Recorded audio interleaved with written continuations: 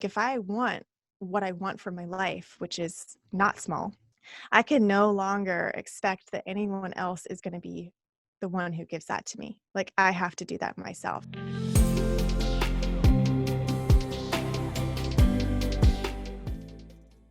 Hey everybody, welcome back to Tales from the Journey. I'm Stephanie Zamora, and today we have my good friend Lola Pickett here. And Lola does amazing work in the world. She works with empaths and highly sensitive people, which I am one of, and I know quite a few people out in the world who are, that need tools and resources to really navigate the world from that space. And Lola is the author of Wild Messengers Alchemical Tarot. Think I said that right, host of the Empath to Power podcast, which is amazing, and founder of Empathology. Lola, thank you so much for being here. It's so great to be here, Stephanie. Thanks so much for inviting me to have this conversation. Yeah, and we're going to talk a bunch about your work towards the end, but I would love to start with you sharing just a bit about yourself and what it is that you do. Yeah, so I am a highly sensitive person and an empath, but I didn't have that knowledge about myself until maybe about 5 years ago. And so, up until that point, what I had been doing for my whole life was, first of all, believing what I had been told, which is you're too sensitive, you take things too personally, you have to toughen up, you have to get thicker skin if you're going to make it, you know? And so, I spent the first part of my adult life buttoned up, shut down, numbed out, and trying to check off as many boxes as I could of what I was supposed to do in order to feel good and in order to feel Yeah. happy. And of course, we all know how that story goes because I know I'm not the only one who has done that. And by the time I was 30, I looked around me and I felt like a stranger to myself. I didn't know whose life I was living. And with the birth of my son, it just felt like a huge wake up call to get to know myself again and see if any of the choices that I had made were going to stick around. And what resulted from that was a whole lot of disillusion. Yeah, absolutely. And I've had the honor of knowing you over the years in the online spaces and really witnessing your transformation. And Mm. you have really had this beautiful journey of becoming fully expressed in yourself, in your relationship, and in your work. So it has just been so inspiring and such an honor to witness. And I love that you've shared so much of it with the world because more people, I mean, you're right. So many people are in that place of they've checked all the boxes and they're just not happy and they don't feel like themselves. So I love Yeah. what all you've created over the years, and I've loved just witnessing your journey. And we have similar backgrounds, but I would love to kind of go back to the Mhm. start of your journey and like who was Lola before? Like what did it look like, your life and relationships and your work and all of that? Well, I first of all wasn't even Lola. And I think that's a really interesting point because my birth name was not the name that I have now. And so when we first met, my name was Emily Archer. And I was coming out of, I was exploring whether I was going to be leaving my first marriage. And part of my journey into entrepreneurship, which is the circles that we connected in about 10 years ago, I was like, I'm going to ask these hard questions and I'm going to ask them on video and publish them. And we're going to go through this together with all of my new online friends and see what it feels like to be really honest about how uncomfortable it is to recognize that you have a whole lot of personal power and you're not using it. So here I was, Emily Archer, new mom, bone thin because I thought at the time I should be vegan. I thought all kinds of things about what Wow. I should be. And I had been a graphic designer and a marketer for a company in the beauty industry most recently at that time. And the thing that stopped me in my tracks from continuing down that path was actually a Facebook post. And it was like the most random day. I was working at home at the time with my newborn child, and he was literally had crawled under my chair, and I was trying not to roll over his little baby arms while I was working. And this Facebook post came up on my feed because I was taking a break, and it said, "Every parent is a liar." Because what they do is they tell their kids, you can be whoever you want to be when you grow up, and crush their own dreams and sacrifice themselves the entire time they're saying it. Yeah. And I was like, oh. Like here I am trying not to run over my child with my office chair while I put together marketing spreadsheets for a company I don't even believe in, getting paid Yeah. way too little.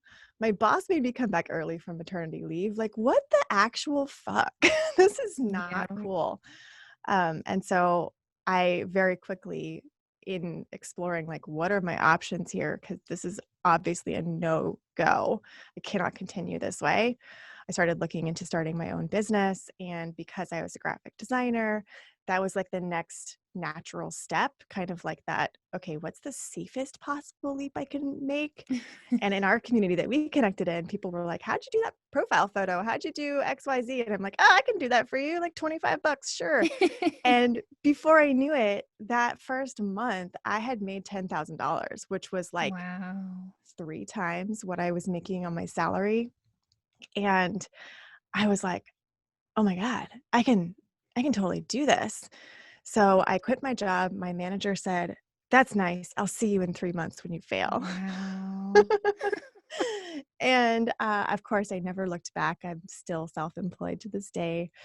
But my business has changed along with me as I've stepped into more and more authentic spaces in my own like way of being and my own expression.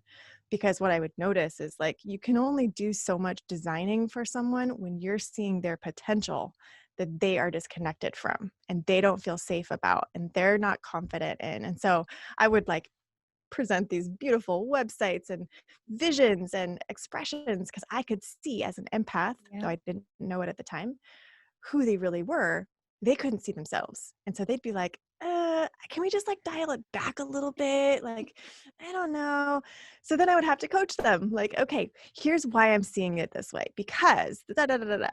And so my business like very naturally became much more coaching, mentoring, and it just has evolved from there. And the more, of course, that I get to know myself and honor how I'm actually made versus trying to fit myself into a mold, um, the more that's been able to become possible in my work. And so now it's incredible, what has happened. And we'll talk about that more. But it's been quite the journey.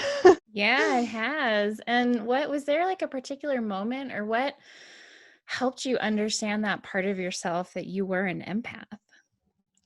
It was actually one of those. It's a moment I cannot ever forget. I was sitting at lunch on a rainy day with my mom in this cafe, and we were having this conversation. My dad was sick with Alzheimer's. My parents were no longer married at the time. And so we were talking about like just childhood and things that were coming forward and kind of just the shock of like, oh my gosh, this person is disappearing. And what is that about? And she asked me this question, what she thought I had gotten from each of them as a parent. And I thought, oh my God, like what a loaded question. And so I was feeling a little snarky. I was not in the greatest of headspaces at the time. And I told her, I think I got your shopping addiction. And I don't know what I got from dad, to be honest. I feel very disconnected from him. And she's like, "Oh, I think you got his narcissism." And I'm like, "What?" And so this whole conversation, I played it off like, "Oh, whatever. I don't think so." Just because I have self-care practices does not make me a narcissist. Right. But I came home and I had this like trigger spiral for like 2 days. I mean, this huge trauma response that I didn't even know I was holding or relating to because so much of my journey has been opening back up to being shut down. And so I was open enough to have this reaction, which immediately, because of the work that I do, pointed to there's really something here that's going on. And so I started to look at, well, what does it really mean to be a narcissist? Because that's like a armchair diagnosis that's just flying rampant all the time Right. everywhere. So what is that actually about? What does it look like? What are the different types of narcissism? Is there any of that going on? Because I'm honestly, genuinely not wanting to be a shadow human being, perpetuating trauma and damage if I can possibly help it. No, that's not it. But oh, all of a sudden, the conversation about the opposite, which is the empath, started to open up. And I realized that I have this legacy in my whole family, especially on the female side, of being in the toxic side of that spectrum where we're Mhm. super self-denying, we're disconnected from ourselves, we're people-pleasing, perfectionistic, hard on ourselves, very, very disconnected because we feel like it's not safe. So much was there, and it just opened like the biggest portal of my life and became what is now like a huge body of work around how do we really support empaths in being resilient, because I needed that. Obviously it's not something I learned from my family, so how can we go forward in a different way? And none of the empath stuff out there at the time was resonant. I was like, I am not into this whole woe is me, it really sucks, it's so hard, blah blah Right. blah. I'm like, I don't want that conversation. I'm not interested in that. I want a different conversation. So nerdiness about physiology and neurobiology ensued, and now I have a really strong understanding of like the chemistry of it, the neurobiology of it, and also the woo side, the Yep. energetics of it. So it's fun. Yeah. I like it. It Yeah, was like a absolutely. And horrible conversation, but a door and opener. you're right. There is so much negativity around it, and I've seen that too. Yeah, And yes, there are challenging aspects to being highly sensitive and empathic. For me, anyways, that was before I really understood it and how to work with it. exactly. And I would love if you could share, like you started nerding out on it, which I think is great because I did the same thing and I did that around trauma and everything, and Yeah. it's helped me tremendously. But what did it look like for you to take that information and knowledge and start applying it in your everyday life? I mean, the change that I saw in myself was remarkable, because I went from being somebody who, although I had changed my life already, I had stepped into an amazing marriage, I'd had another child, and things were really so much different with my circumstances already, but I still had a lot of my old defense mechanisms up. I had just feelings of still being disconnected. Like, am I still pursuing what I'm supposed to be doing, especially on a career path? Like, is this really what I'm being called to do? Or is it just answering what people say they want from me? And Yeah. so my career, as always, has kind of been the cauldron for all of this to take place. It's also where my North Node is in astrology. So it's like, it's my spot of development and opportunities, and the place where I learn the most in sometimes challenging ways. Yeah. So that's really changed a lot. And then it's also changed my relationship, because as I was uncovering all of this, of course, my husband is also a very sensitive person, an empathic man. And like, we learned so much about each other. We learned so much about where his sensitivity has come from. We identified his dad as an HSP, and it like puts everything about his dad into context, and we're like, oh, we get it now. Like, totally get it. Yes, highly sensitive human, here's how we can like relate with you a little bit differently, Yeah. so we all feel better about it. So my relationships also all feel so much better, even my relationship with my mom, because she knows not exactly where the work came out of. I don't think she even remembers that conversation, but she has seen things evolve, and she's told me a number of times now, like, I'm really rooting for you, because I think that what you're doing is so Oh, important. And just having those kinds of shifts happen is really affirming. And then, of course, to see it happen for the clients, when you start to say, here's how this has worked, here's the process we all go through, here's the tool set you need, and then seeing that just get validated over and over and over again is really freakishly awesome.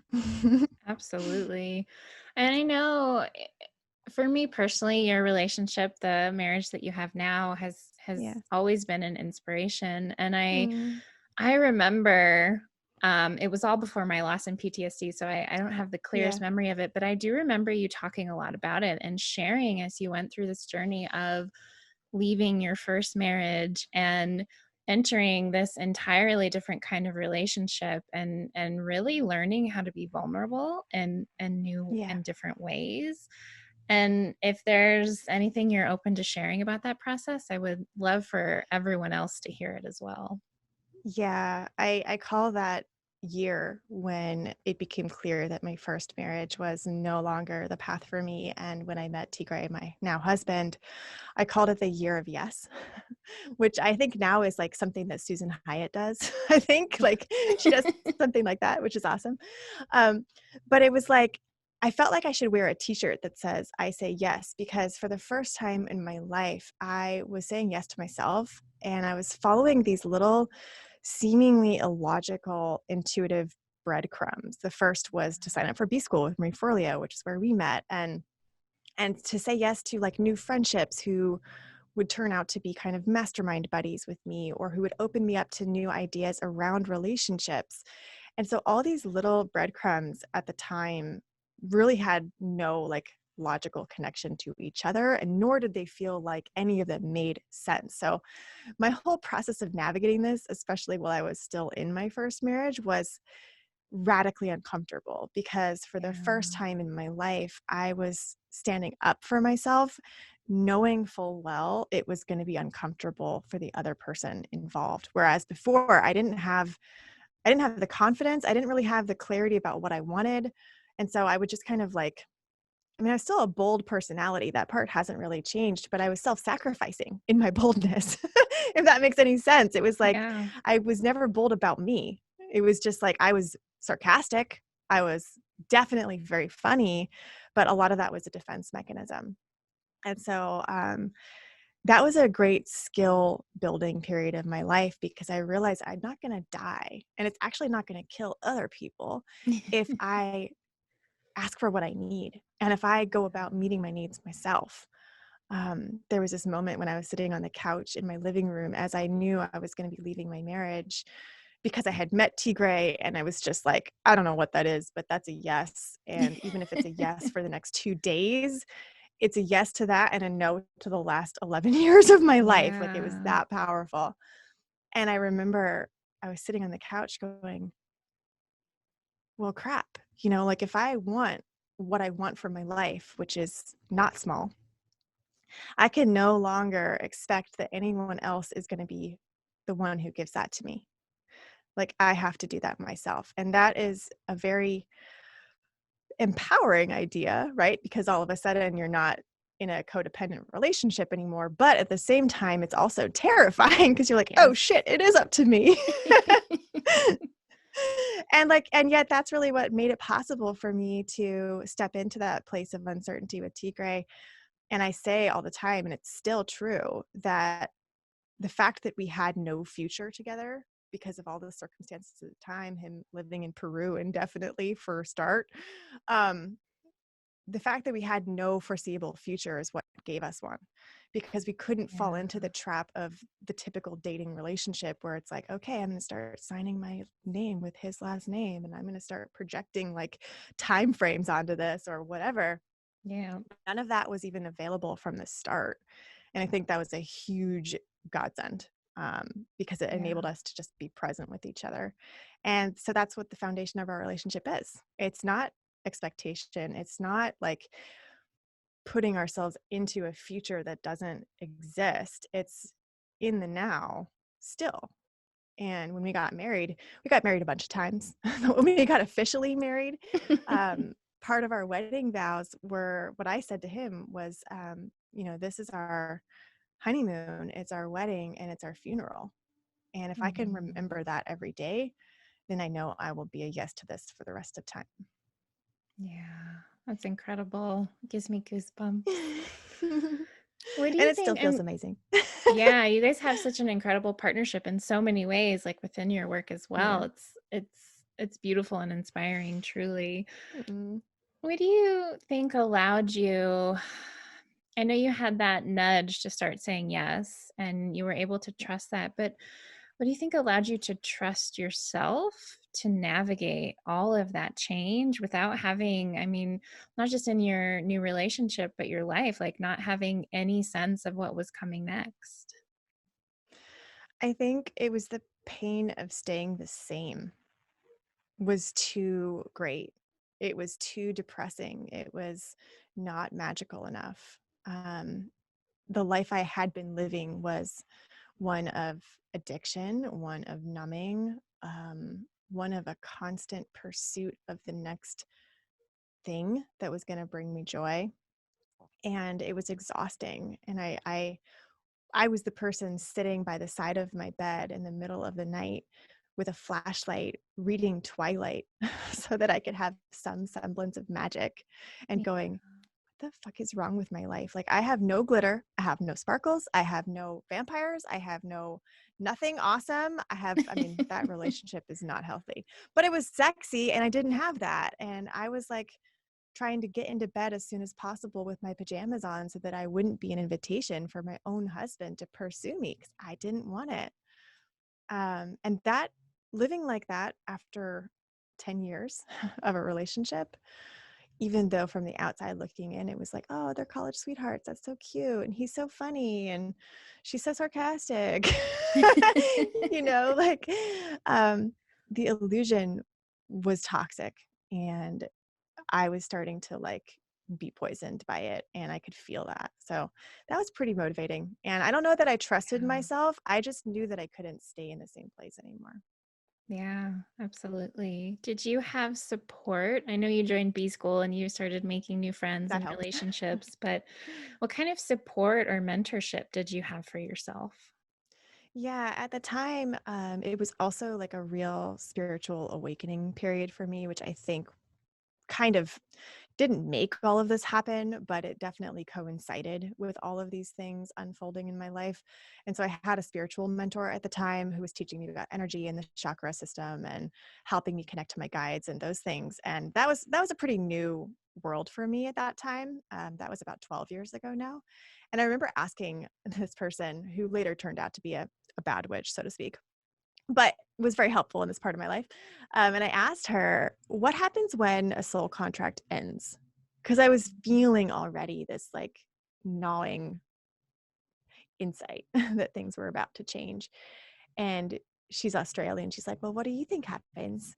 And I was like, you know, um, I think I know. Like, I think the relationship dissolves, and so I had like some intuitive support and I had some energetic support, somebody who I could talk to and who I trusted, um, regardless of how that relationship ended up. That mentorship was really, really important to me at that time and grounded me in like that there's more to reality than meets the eye. And so no matter how hard things seem at the surface or uncomfortable, that maybe there's a bigger purpose to this. And this is a bigger pattern than just your personal existence. And so it gave me a sense of like that ability to zoom out. It's almost like zooming out into deeper time or wider time where you're like Yeah. all of a sudden an ant crawling around looking down from the sky. And it's like, everything that feels so monumental to me is still temporary.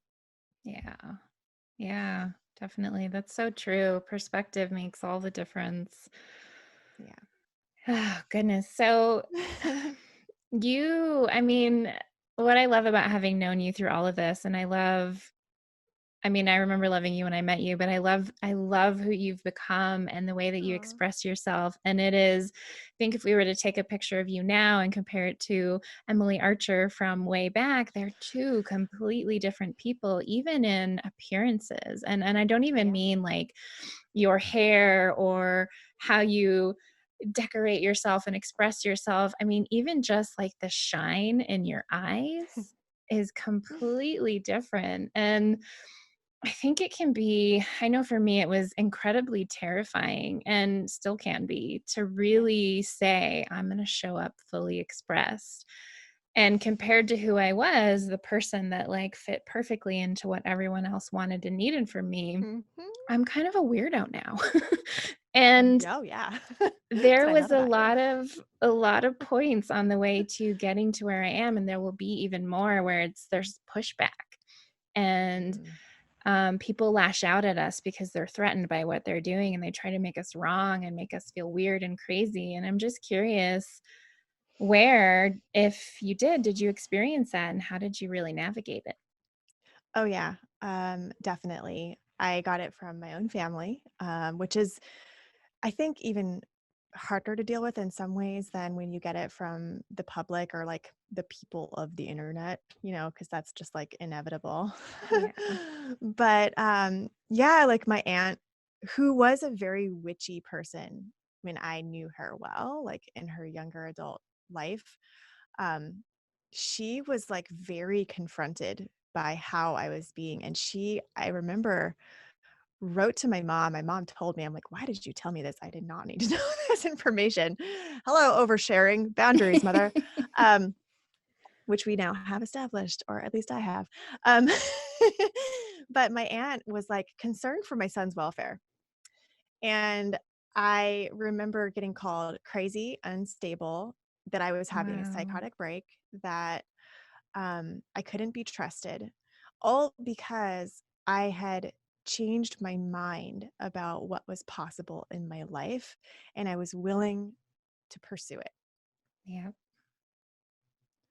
It was very, very scary for people because it was destabilizing. When your illusion is part of someone else's agreement about what's real, that is unhealthy. And when you break apart the illusion, they're going to feel like they're on the middle of a pond that's breaking up in Yeah. spring. But that's none of your business.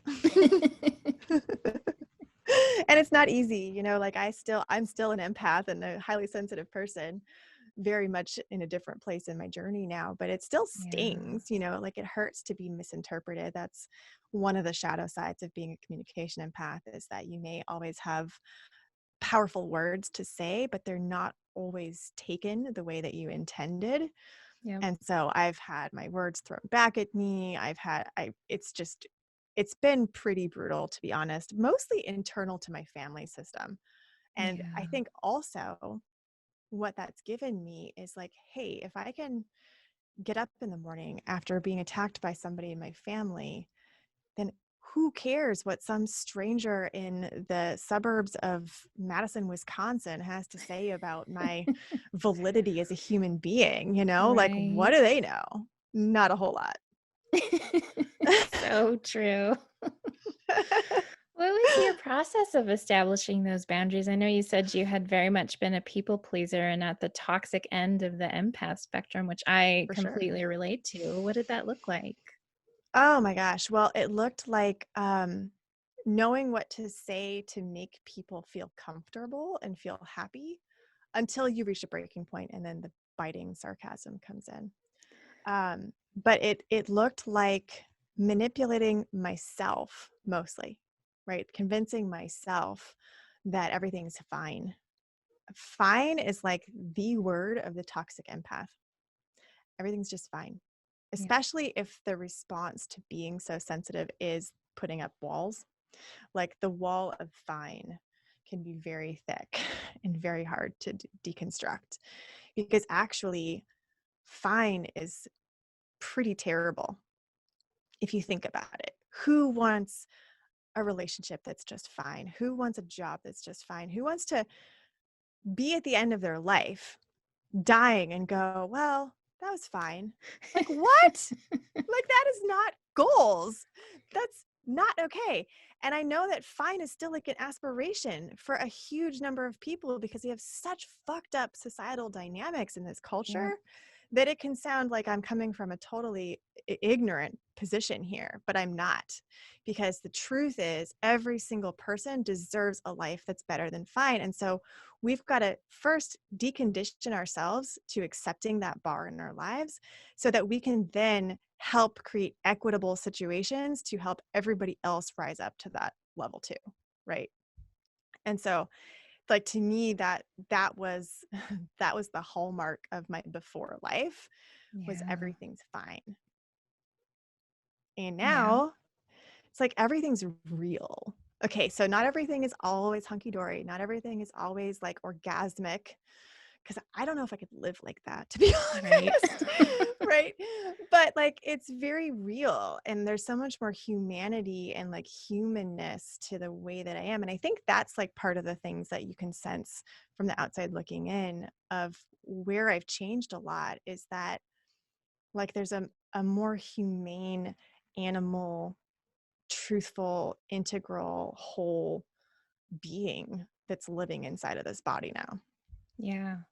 Absolutely. And it's so hard. I mean, I remember when I started setting the boundaries and saying what was true and showing up in a completely different way, I felt like such an asshole because I was so Totally. used to contorting myself and bending Yep. and folding and fitting however made someone else comfortable, and man, did I feel like a jerk. But now it Yep. feels so incredibly loving to name things for what they are and to set boundaries Yeah. and express my wants and needs. It's so freeing. It's so freeing, and it's gonna feel awkward. You know, any radical transformation has its like ugly duckling phase or its flaming phase where it's like you have to go extra aggressive so that you can find a middle ground that's healthier for you or more authentic to Yeah. you. Like when I first burst out onto the scene very shortly after I met you. And like my website was the color of my hair now. It was like hot pink and black. And it was like my job title is paradigm fucker. And I don't care what you Yep. think. Da, da, da, da, da. That was my flaming phase. And like that's definitely a huge part of who I am. I'm an Aquarius moon. I am here to radically change systems and fuck paradigms, but there's also so much more to me than that, and so much more access can be created when it's a more well-rounded expression of these things. And so I think it's necessary to be an asshole, like Yeah. especially if you've been overly contorted and puzzle piecing yourself for so long. It does feel liberating, and it gets easier.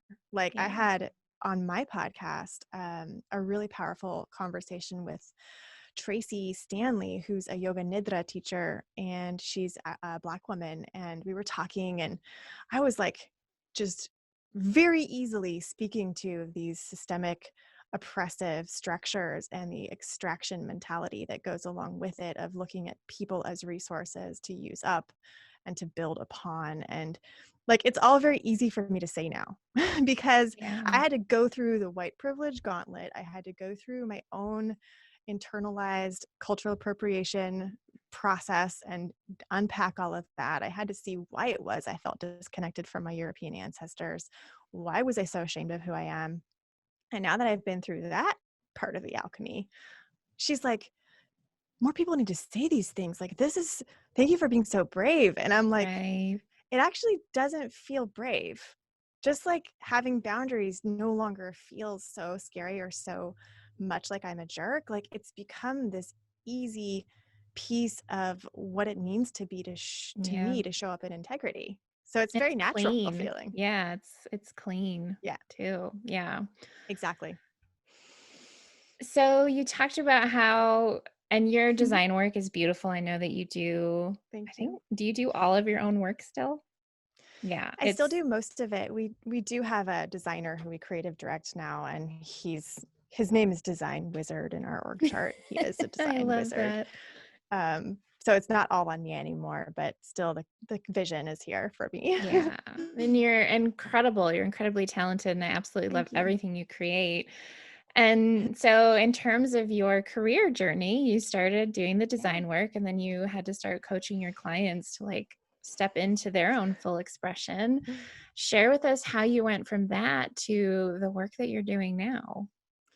Yeah. So one of my first side jobs as I was becoming self-employed with graphic design was to actually help build a training curriculum for a very well-known online course creator at the time. And so that was like part of my marketing job from corporate, was to develop our internal in-house training programs. And so I had put that on my LinkedIn or something. So she reached out and was like, "Hey, do you think you could do this? That's I'm the awesome. bottleneck of my business. I need somebody to do this for me, and let's see if it works out."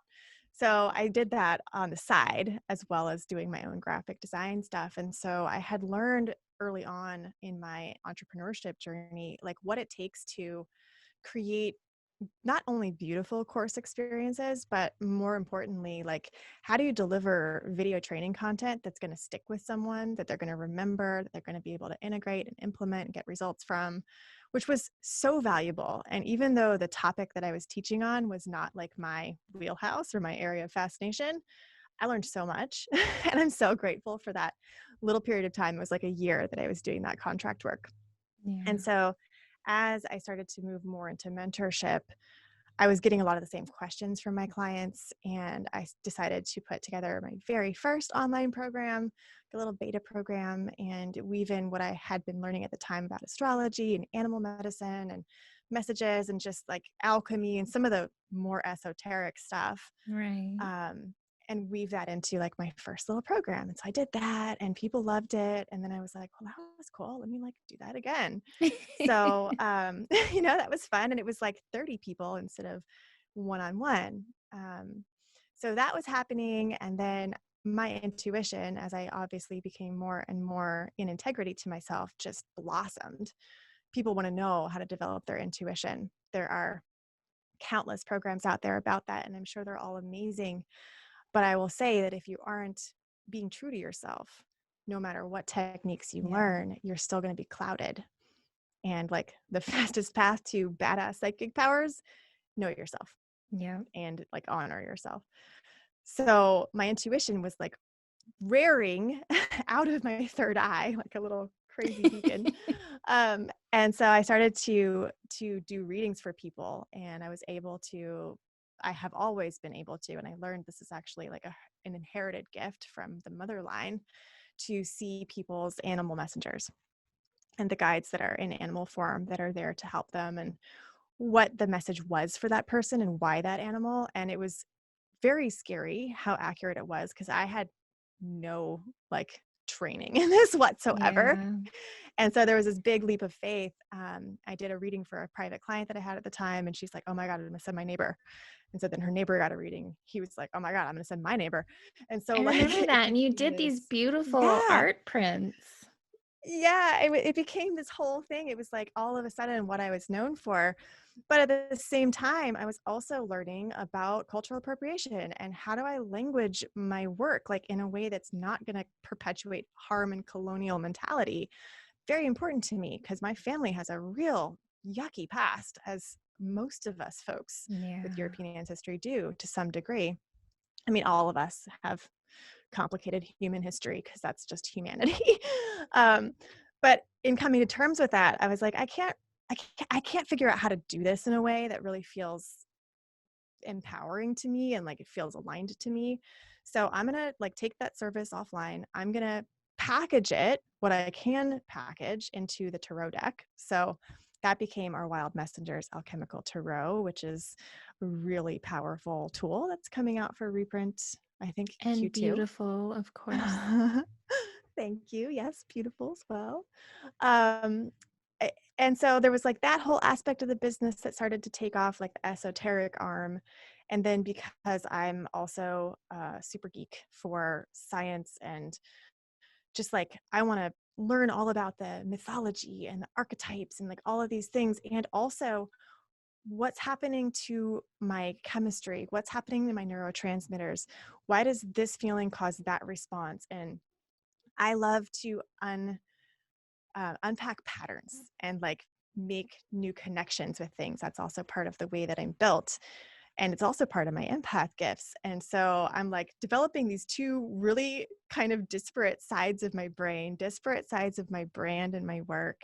So the brand has gone through all these different rapid fire, really, if you look at it from Yeah. the eagle eye, like rapid fire evolutions. I'm sure my clients are like whiplashing, like, what? Where are we now? I'm like, just hold steady, have Yeah. faith. And they like it because I'm honest about it. And they're like, wow, that's brave. Like, you can change your business like that, like Yep. overnight. I'm like, you have to if you're like I Yeah. am and evolve in the blink of an eye. Anything else is a lie. Um, and and so esoteric has been happening for a long, long time now.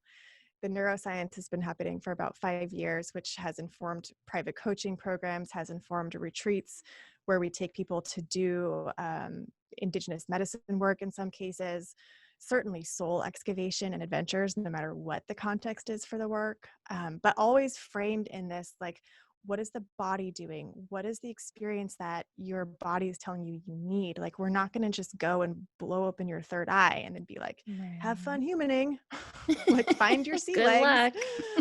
Good luck out there. That is not kind and not sustainable and traumatizing. We've actually had to work with a lot of people with trauma related to healing work, and Yeah. like the supposed folks who are supposed to support you in the process, which you and I both know aren't always trustworthy. Nope. They don't always have the knowledge that's needed to bring us to a healthier, more holistic place. And So the work has evolved, the shape it's taken and delivered in has evolved. Most of the focus these days is on two things. So we have a new brand that's coming out. I know you're shocked. Um, that's called Moon Excited, and I think is the Manifest. right word. Yeah. Yay. So Moon and Manifest is going to be like the umbrella brand for my work as part of our company. And it's really about how do we honor our sensitivities, the moon? How do we connect with our magic, the moon, and make real the dreams, the goals, and the impact that we are called to, which is the manifest part, in a way that's not extractive, that's not colonial, that's not materialistic.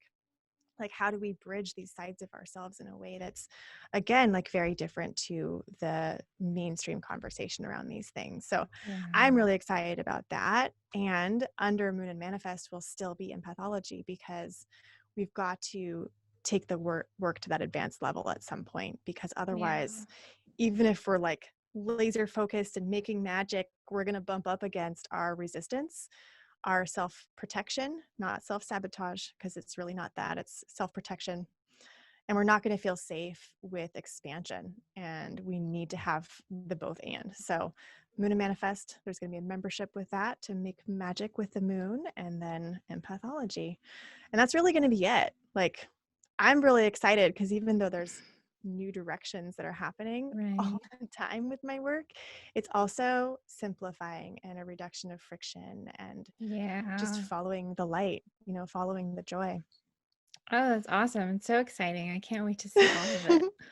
And I relate to Yay. that. I mean, my work is always evolving and what I offer and how I present it Yeah. as I change. So I think it's completely normal and natural. But yeah, I give my audience whiplash sometimes too. And they're like, oh, you're doing another thing. Yay. Look at that. Yeah. um, I think it's really it's pretty easy, I would say, and obvious to see how everything you've been through has really influenced both you as a person, but also your work. And I would love if you could share how has it shaped you as a mom or a Mm. partner or in other areas of your life? Yeah. Well, the mom is what like started this all, right? Like that post that was just the big call out. Like, do you want to lie to your kid for the rest of their life? I'm like, oh no, I Nope. do not. No. And so what I know to be true about me as a mom and how I've been shaped by the last almost 11 years of motherhood now, my son's about to turn 11, is that I'm so much more present with my kids. And we've been through a lot together. My son is diagnosed with autism spectrum disorder. And so he's had kind of a turbulent journey into his beingness. Like, I say that he is built with three earth signs being dominant in his chart, because otherwise he would be like, I don't know, on what blue planet somewhere. Like, he's like, what is being a human? Like, he walks extra hard because I think Mm, he needs to remember he's here. I love that.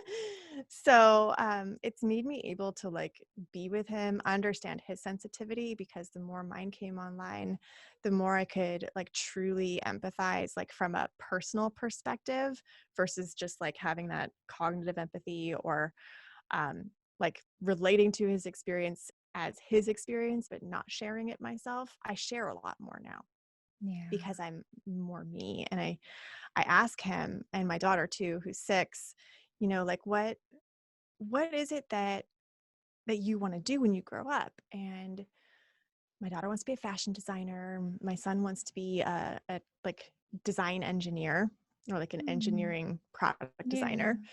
But they both are like, but is that also going to help us do what you do? Because, and I was like, well, wait a minute, what do you think I do? Because all you do is see me like on my computer talking to people. And they're like, well, I mean, it seems like what you do is you help people feel happy again. And Mm. I'm like, that's true. I help them remember how to be happy. And I was like, and yes, you can totally do that with fashion design. That's Lady Gaga's Yep. mission with all of her fashion expression. Yep. And yeah, products, like, let's remove the consumer friction and make them delighted. Yeah, you can totally do that. So it's just like brought me that much more close to my kids as individuals. I feel like really proud of who I'm being around them most of the time, Yeah. not all the time. But I also have skills that I've developed in myself and now teach around how do we make repairs? How do we Mm. say we're sorry and mean it? How do we notice when we're getting defensive or walled up or when our sensory overload is kicking in and what has contributed to that so that we can like back it off, shut down the circuit, turn down the sound, like whatever it is that we need physically so that we don't become the fire dragon, that's like, Right. "Rah!" Um, so I think I'm a more like real mom than ever before. And in my partnership, it's the same. Like having the nervous system insight, especially, has helped sexuality wise with Yeah. deeper and better connections in that department, which is fantastic because it's such a myth that we almost all buy into that the longer you're with someone, the less exciting it gets. And so there's this expectation that like things are going to go south or things are going to get stale or things are going to get boring. And because my husband and I are both evolutionary in the way that we live our lives, there is, first of all, no fear that we're going to out evolve each other. And so holding ourselves back. There's also this sense that we're continuing to get to know each other because we're almost always turning into like new versions of ourselves. So Right. it's like, I've seen 1,000 Tigres and he's seen 1,000 Lolas and Emily before that and Rick before he became Tigre because we both changed our names. Um, like there's just been so much intimacy that's available in my life now because of the way that I've chosen to engage with the challenges in my life. And, Yeah. like intimacy is a scary thing, but especially as a sensitive person, it's what you want the most. Absolutely.